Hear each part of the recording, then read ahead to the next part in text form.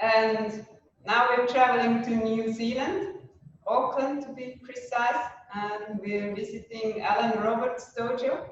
So I'm really excited. I saw that there's also some people training there together with Alan. So we really look forward to your class. Thank you.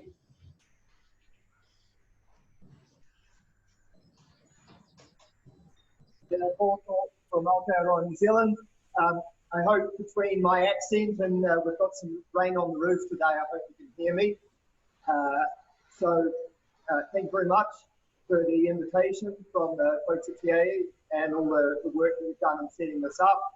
Well done to to everybody who's participating. I'm really impressed by anybody who's still going. I think it's maybe 4 o'clock in the morning in Europe at the moment. So well done to you all, and thank you for letting me be part of this event. My name's Alan Roberts, and I was a student of Saito Sensei in Iwama between 1988 and 1993. And then since then, I've been here in Auckland, running a dojo here in Auckland City. So what I'd like to do today is we'll bow in together, and then I'd like to run through a few things that we can do by ourselves, but also if you have a partner that you can train with, we can extend that a little bit, and then hopefully is stuff that will play through into partner practice. So here in New Zealand, we're blessed by time and space, in that our geographical isolation and then I guess kind of prompt action means that currently we don't have any viral transmission in the community. So we're training as normal here, and I think we're really blessed with that, those conditions, and I'm very conscious that around the world people are training in all sorts of different conditions, and some people's training is greatly reduced on what it's been in the past. So I really encourage you all to keep going through these difficult times. So again, we'll just bow in together. So just as normal, 2 bows, 2 claps, 2 bows.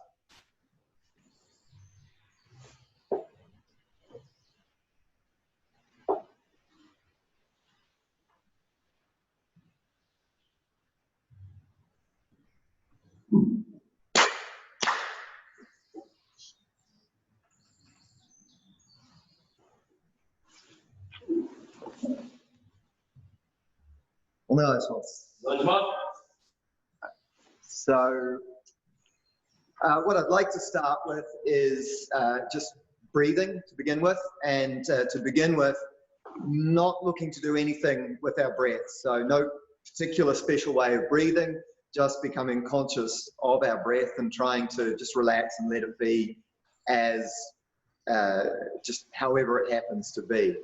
So just taking a few breaths. You can stand or you can sit down, it doesn't really matter what position you take.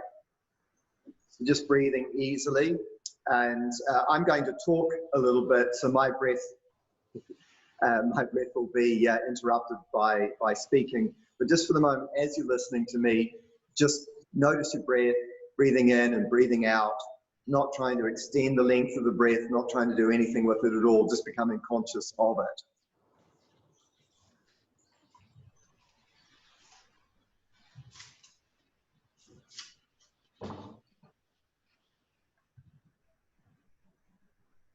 Once again, just leaving your breath be as it is.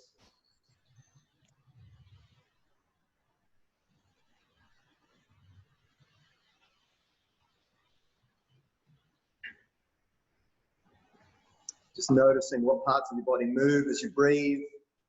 Notice the path of the breath into your body and out of your body. And just let it be.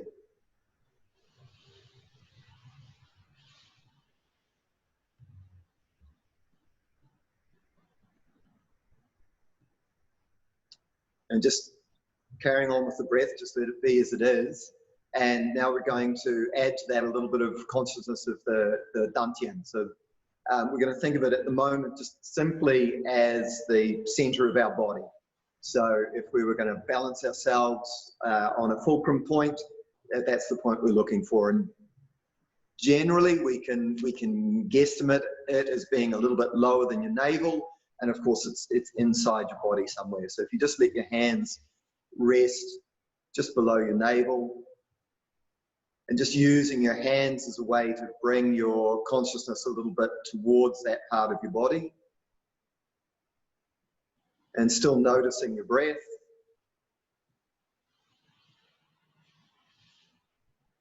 And without trying to do anything, just notice your breath and its relationship to the center of your body. So probably you'll feel some movement in your belly, and just let it be as it is.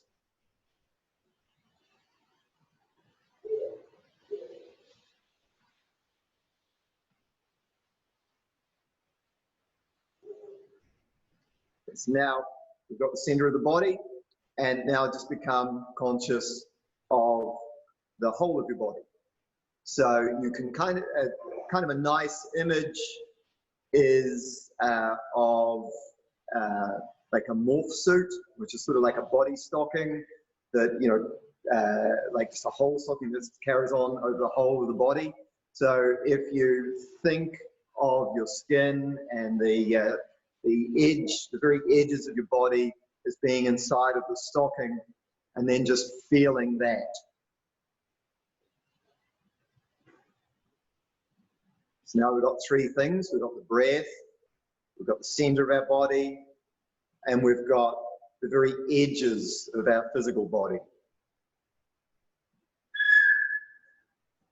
And of course, you'll feel movement at your center, but you'll feel movement through your body. You'll probably notice some movement in your chest and around your abdomen, but you might notice your breath further afield. And for the moment, we're just noticing. That's all we're doing, just noticing what's there.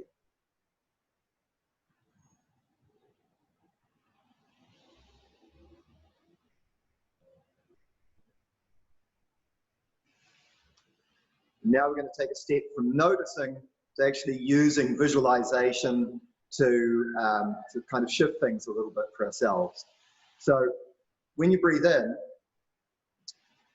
feel the breath coming into the center of your body. So now you want to use your visualization and imagine, create a feeling sense that when you breathe in, the breath is moving in towards the very center of your body.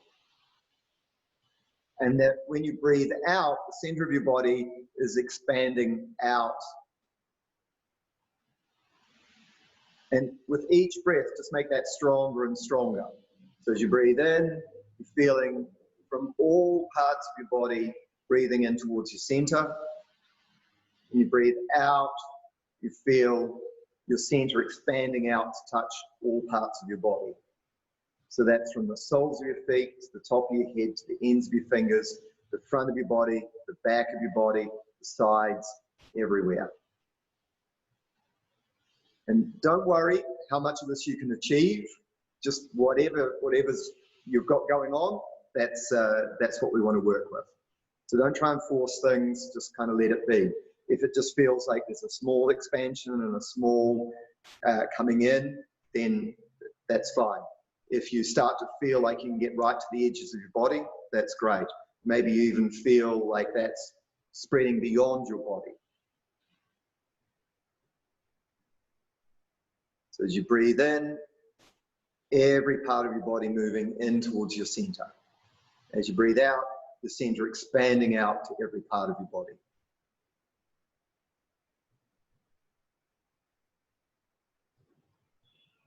And what you may begin to notice, and it's okay if you don't, or it's okay if you experience something else, but what you may begin to feel is that as you breathe in, there's a feeling like you're, a little bit of a feeling on the surface of your skin, like you're being vacuum packed. You can imagine like this kind of a tension, kind of a pulling in of your skin, like being vacuum packed in towards your center. And then as you breathe out, you have sort of an expansive feeling. You feel like there's kind of a pressure out, kind of inflating your skin a little bit. That's fine if you don't feel that. And you don't want to do this by tensing up. You just want to do it with holding that imagery. So as you breathe in, breathing from every part of your body in. As you breathe out, feeling your center expand out to touch every part of your body.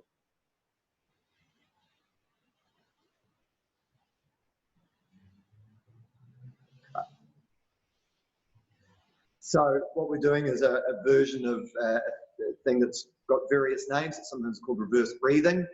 So even though when you breathe in, usually you of course, the breath comes in and so you inflate, we're kind of creating an opposite image of that. So that when you breathe in, you feel this kind of tension and drawing in, and then as you breathe out, you feel this expansion out. So we'll do some other things, but as we do that, this is kind of the pattern of breathing that we'll come back to.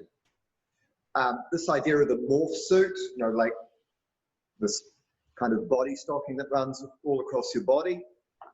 It's a nice piece of imagery, and my day job is as a structural integration practitioner. So our work is working with the myofascial system to enhance balance and alignment in the body. And the myofascia or the fascia is quite trendy at the moment. You probably run into it in different people talking about sports performance, and particularly it turns up a little in some of the internal strength conversation at the moment. I think sometimes rather too much is attributed to fascia, but certainly the most superficial layer of fascia, just below the skin, is full of nerve endings that let us know where we are in space. So we actually know where we are in space by being able to feel the relative positions of all the parts of our body. So you can use imagery to kind of enhance that feeling. So if you imagine yourself inside of a body stocking that's wrapped all over you, and when you're moving, that you kind of feel that pull into the body stocking, it's a way of enhancing that kind of sense of where you are in space, which is really important to any physical activity. And if you're playing with imagery, you don't need to make a leap towards whether there's something real there or not. If you find an image that's powerful and it helps you to move in a new way or show a new skill, then you don't need to make some sort of argument for why that is. It's just a useful piece of imagery. So don't be frightened about creating stuff for you. If you try something and it's not as powerful as something else, then just move on to something else. So we're going to, from here, I'm just wanting to do really simple things within my time. So we're going to do an exercise playing with a version of Furitamando. So this is the shaking the soul or shaking the orb exercise, and probably most of you have done some version of this.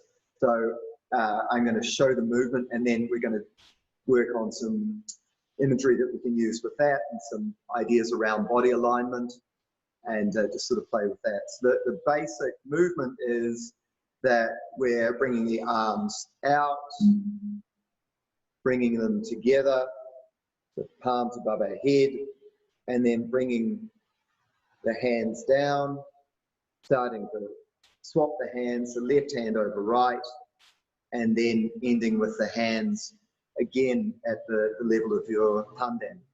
And if you just think of gently kind of squeezing your hands shut, so there's a bit of a space in between them and a little bit of kind of suction there. And, you know, I think of that thing you do in the water where you kind of squeeze water out of your hands and make a water spout. So that kind of feeling between your hands, and then leave your arms quite relaxed. Naturally, your hands will fall in front of your tanden, in front of your center. So just letting them rest there, and then we're letting them shake. And there's quite a lot of shake at the hands, but the way we're wanting to produce it is actually with a small tremor of the body. So the arms being relaxed will act like kind of springs. So the small movement of your center is going to make a large movement of the hands. So that's how we want to create the the shake of the hands. So as the hands come up, we're breathing in. The first few times I'm just going to describe it, then we're going to move on to running at our own pace. When you start to bring your hands down, you're not breathing in anymore. It's kind of like you're bringing down a coffee plunger. So the breath, you have an image of the breath actually being drawn down through your body and sunk down into your abdomen, so into your hara and centered at the tanden. And remember that your hara area spreads right round. It's not just at the front, but it's right round into the back of the hips. So the hands come down. As you breathe out, you're shaking the hands. So we create that shake.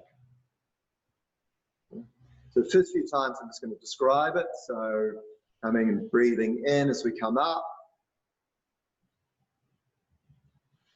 Hands come down. So now it's just sinking the breath like a coffee plunger coming down. And then when the hands come to their lowest point, breathing out and letting the hands shake. And then letting that go, breath starts to come in.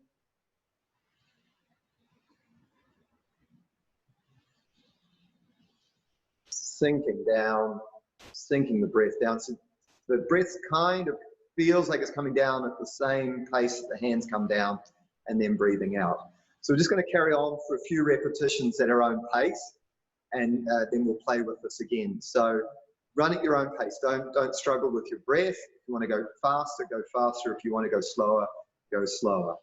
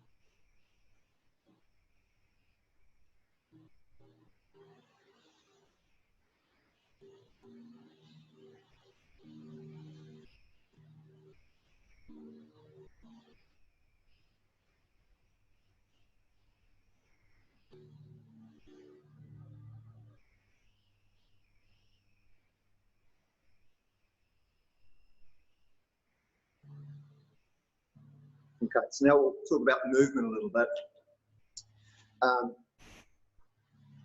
Oftentimes people struggle a little bit with the function of the shoulder. And so as we begin to lift, we tend to lift the shoulders. So for this, we want to let the shoulder fall down. And then in bringing the hands down, again, we don't want our shoulders to rise up. So one of the things we're working with is this idea of Tenshi-jin, so heaven, earth, and man. And again, going back to my work in structural integration, Ida Rolf had a really lovely description of the human condition, which was that she said that man is an event that occurs on a line between heaven and earth. And I'm very fond of that description. If we could maybe find a slightly less polarized description of humans. But basically that idea that we're an event, we're not an object, but we're an event that exists on this sort of polarity between the above and the below, so the heaven and earth. And what tends to happen when we struggle a little bit with our bodies is instead of allowing those polarities to fall where they naturally should, we kind of interfere with them. So a really classic thing is the head that should be allowed to raise while the feet fall down, we kind of get the opposite thing. So we kind of crunch our heads down and then pull our feet up off the floor. And you'll often see this when people are trying to throw. And so I'll just, if I can borrow Tong here. So let's do a simple sort of technique. So you get things here. I don't know, don't be so helpful. Yeah, be natural. Yeah. So I want Tong to be like a barometer of how well I'm going. So what will tend to happen is you're kind of pushing up, my head gets pulled down, my feet are pushing off the ground, and basically I'm trying to jack Tong off the ground. Instead, if I let those, I let heaven be, things rise towards heaven that should be, and things fall towards the ground that should be, then things work much better. But we're just so used to kind of pushing off the ground and trying to drive things away that we start to lose that kind of just relaxing into what's natural. So again, trying to push off the ground, I'm pushing away from the ground, my head's kind of barreling down, I'm really struggling. Whereas if I just fall into alignment, then the whole thing's much easier. So we can practice that a little bit with this exercise. And if you've got a partner to help, so if Tong's doing his little exercise here, so facing forward, what you can do is, I'd probably usually do it from the front, but I'll do it from behind just so that you can see Tong and you can see me. You can rest a little bit of weight on your partner's hands. Now, you don't want this to become an exercise in strength and struggle, so you're not trying to hold them down. You just give them a little bit of resistance. So as Tong's starting to reach out, the first thing he does is, instead of pushing against my fingers, he wants to reach beyond my hands a little bit. Good. Then just there, Tong's just struggling with me a little bit, so he keeps thinking, reach beyond my touch. And I'm not using much here. The idea is just to give them a little bit more awareness of what's going on. Usually at about 90 degrees, it starts to get difficult again, and you've got to let the shoulders go. There you go. And start coming up again. Good. Keep working. Whoop, shoulders popped up. Yep, there we go. Keep going, keep going, keep going, keep going, keep going, keep going, keep going, keep going, keep going. Good. Yep. So all I'm doing really, thank you. Yeah. All I'm doing really is giving Tong a little bit more, like making the air thick for him. So you don't want to turn this into, a test of strength. But if you get better at this, you can work against more and more resistance. It's just not the point. And so even as you're doing this exercise by yourself, have a little bit of a feeling of reaching out towards your fingertips. So this idea of extending ki, let's say. So if you think of something flowing down your arm and out, and that will tend to make a different kind of movement dynamic.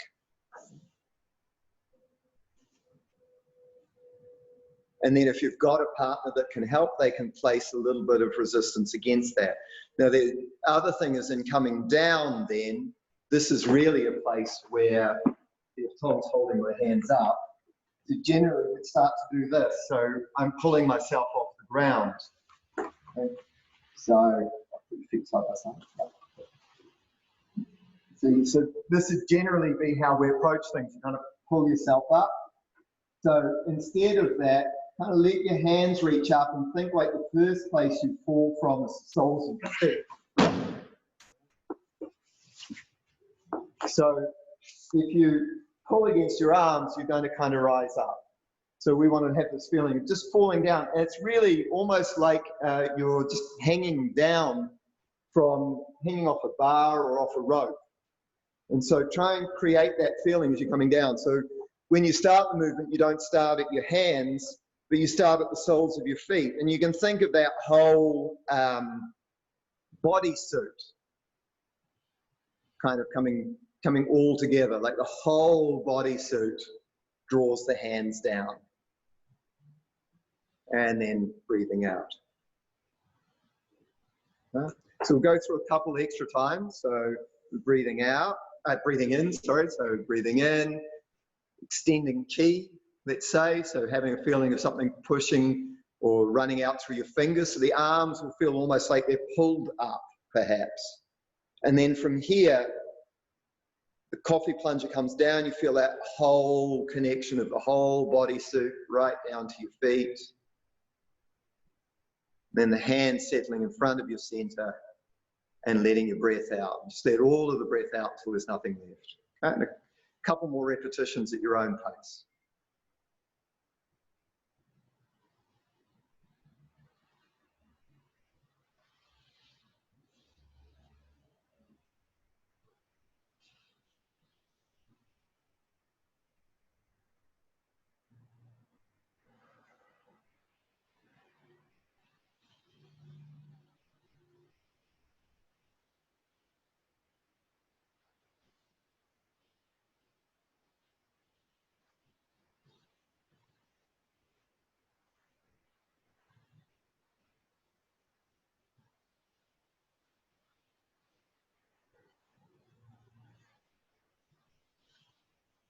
It's good.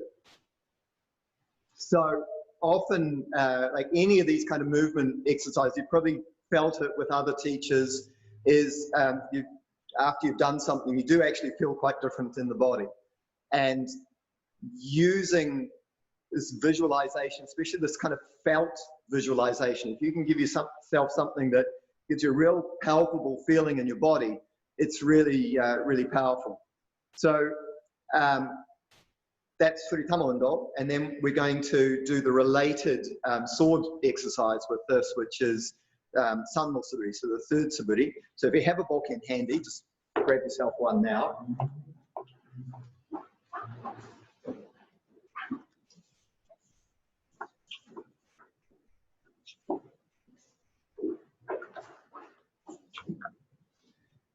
So again, we'll just kind of go through it really simply. I'm sure many people are well versed in this exercise. We'll just go through it slowly.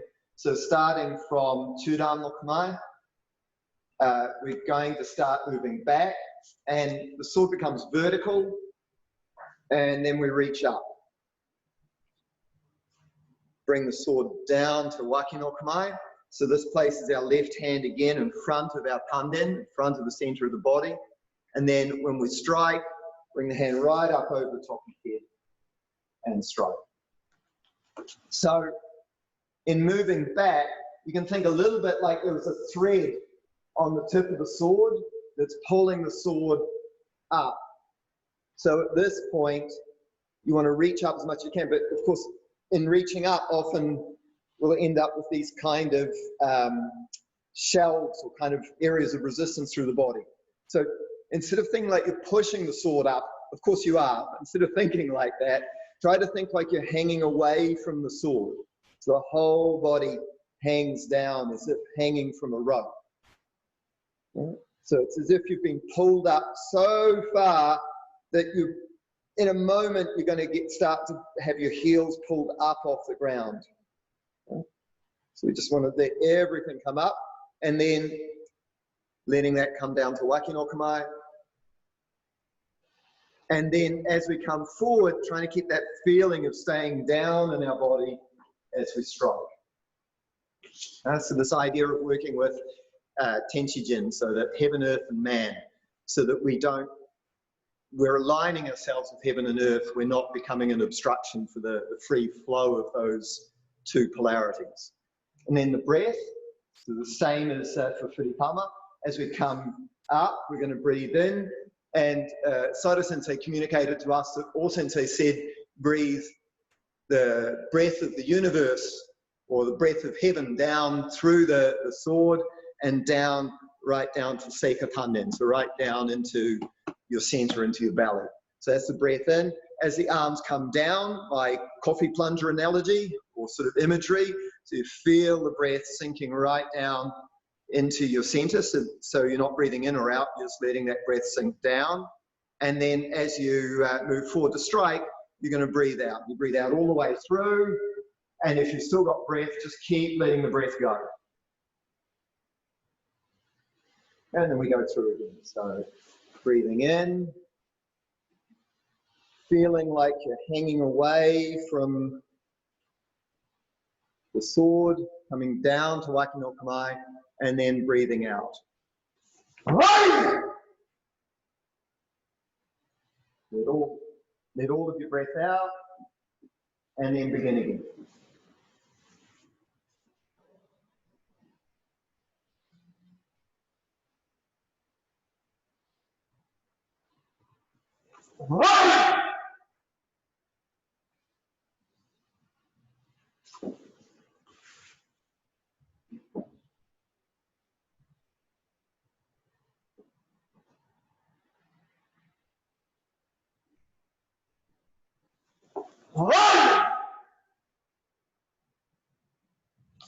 Just carry on a little bit at your own pace.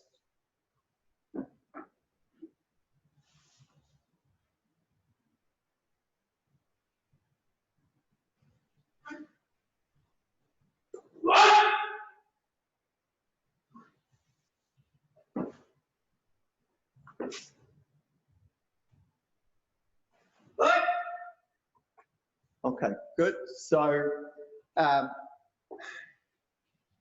again, there's lots of things that you can do with solo practice that we can then bring across immediately to when you're partnering somebody. And exercises like this, from doing the suburi, I've kind of back engineered other exercises that I do with my students. So I'm just going to demonstrate one of those if I can have Tom's help again.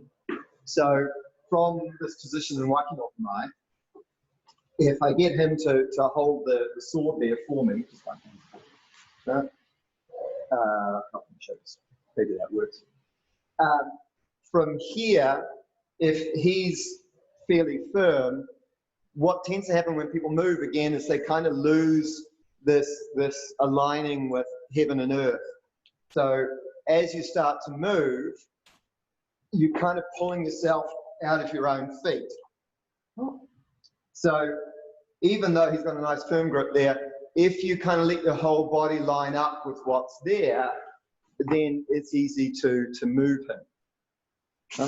And it's a matter of alignment, it's not a matter of strength. So you can kind of struggle your way through this. You might even be good at it if you're strong. But what we want to do is get that feeling of whether it's easy or not. And I don't know how well this comes out, but I've got sort of a couple of fingers that I'm working with. So if I try to work against him, again, I'm pushing out of my feet, my shoulders are kind of getting tugged into, and I'm sort of falling in towards his center. So from here, I just want my whole body to line up, and then it's easy to move through. So maybe we'll do that. I don't know if I can find another angle. This way maybe.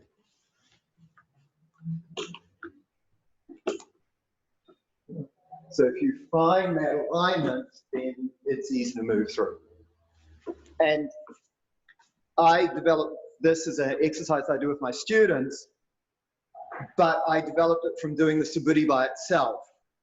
So when I first did that exercise, I knew that I'd be able to do it successfully.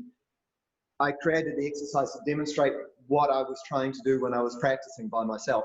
So this is one of the advantages of solo practice with a weapon, is that it has its own mass, or its own inertia, its own momentum, and it gives us some feedback that just doing something empty-handed is a little harder to feel. So it's just giving us that little extra bit of mass that we need to deal with.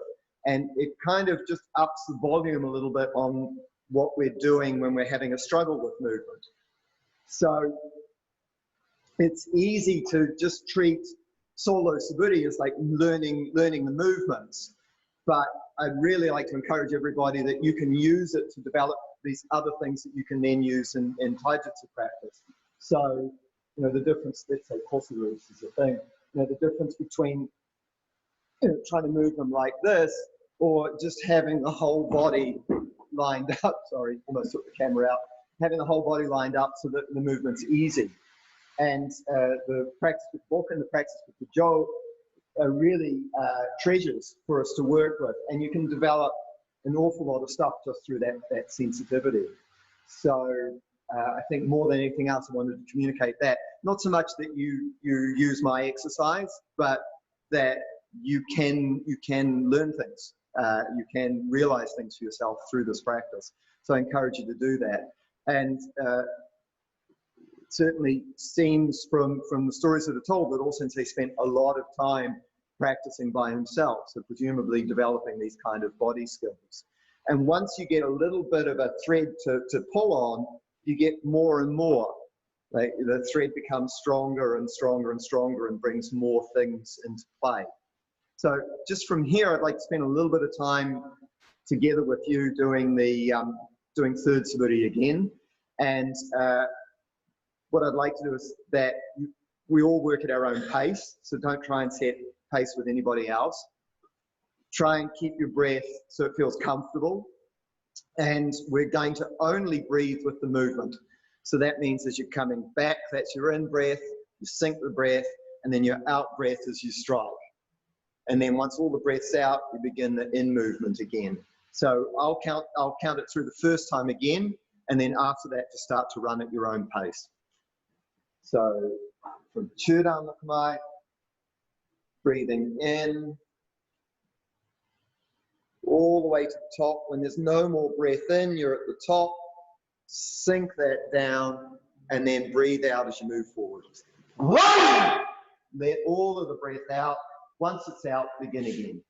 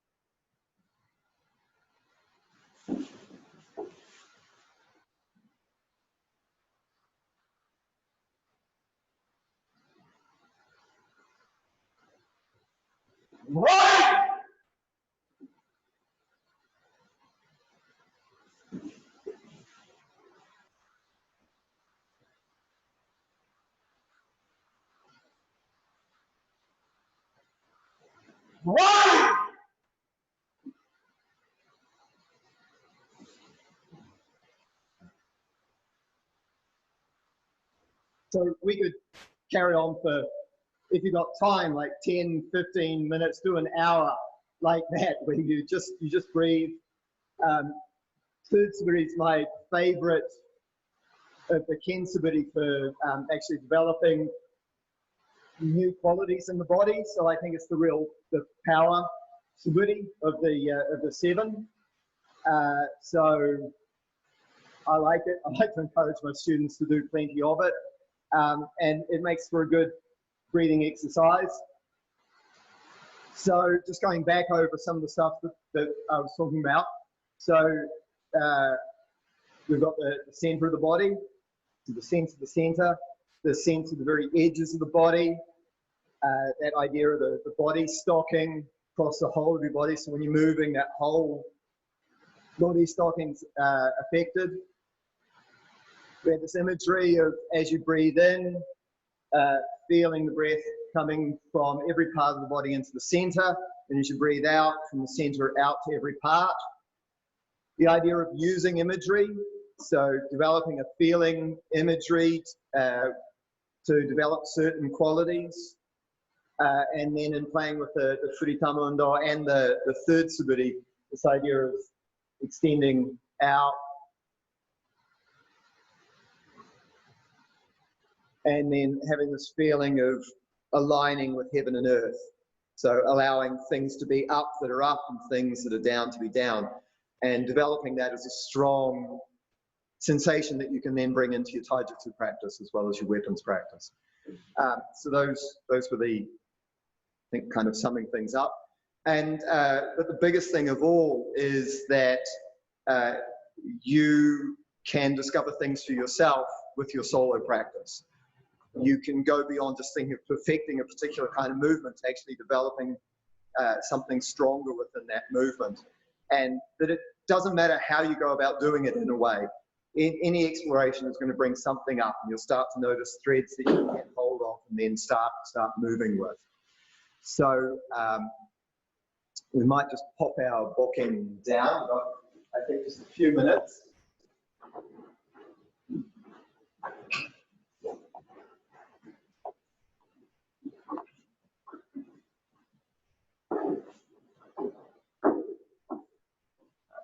So we'll just finish with some solo suwarewaza. So again, just to begin with, just coming back to our breath. So just letting it be however it is.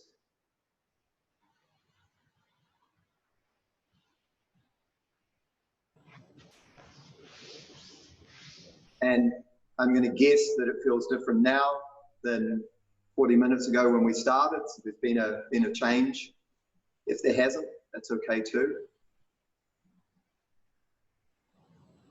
And then we're going to work a little bit with that feeling, that felt imagery, if you like, not one that you see, but one that you feel, of breathing the whole of your body in towards your center, and then feeling your center expand out to fill all parts of your body. So as you breathe in towards the center, as you breathe out, the center expanding out, and not just to the front, but in all directions. So try and feel that multi-directional feeling. And then we can add to that a little bit just to increase that feeling in towards the hands. As you breathe in, you're closing the fists. And as you breathe out, opening your hands again. You're breathing in, let the hands come closed. Breathing out, feeling the fingers spreading out. And then we can start to bring that into Korpyu ball. So breathing in, and then breathing out. Mostly working with the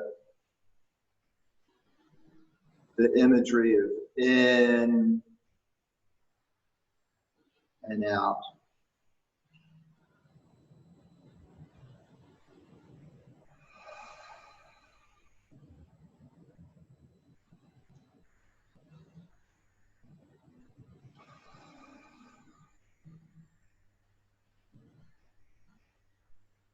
And kind of move to one side a bit.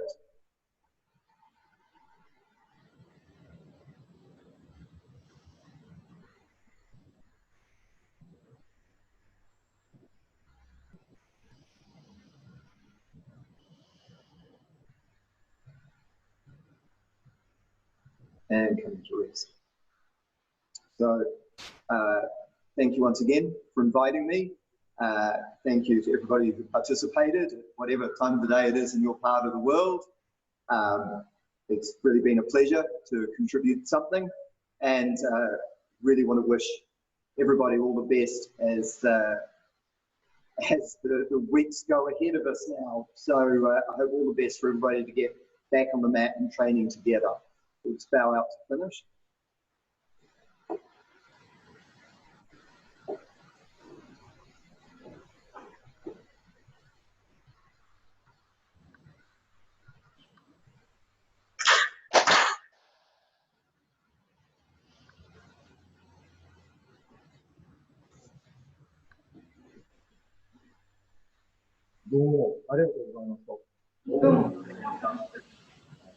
Thank you all very much. All the best. We've got a few hours to go if you're doing the full 24. So all the very best to everybody all around the world.